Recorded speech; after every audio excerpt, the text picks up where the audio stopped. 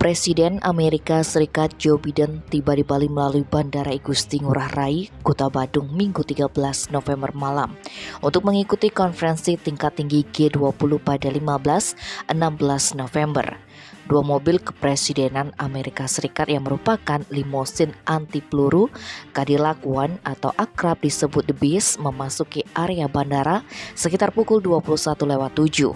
Mengingat sebelumnya logistik dari Amerika Serikat sudah dibawa ke Bali memakai salah satu pesawat angkut terbesar di dunia, yaitu C-17 Globemaster. Pesawat kepresidenan Amerika Serikat Air Force One mendarat sekitar pukul 21:50. Sebelumnya, Biden menghadiri KTT ASEAN di Kamboja.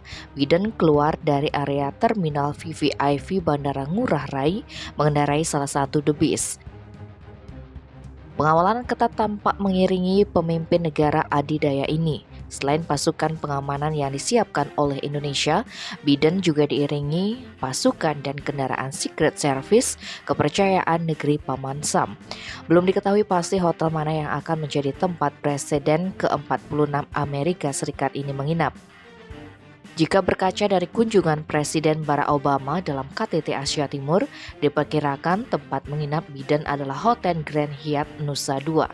Sementara itu, Presiden RI Joko Widodo sudah tiba dengan pesawat kepresidenan RI. Ia didampingi para menteri serta Panglima TNI Jenderal Andika Perkasa dan Kapolri Jenderal Listio Sigit Prabowo dan meninggalkan bandara terlebih dahulu.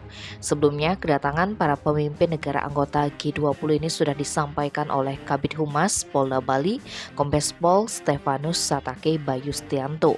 Kabarnya 9 kepala negara dijadwalkan memasuki Bandara Ngurah Rai mulai pukul 19:30 termasuk Presiden Amerika Serikat Joe Biden.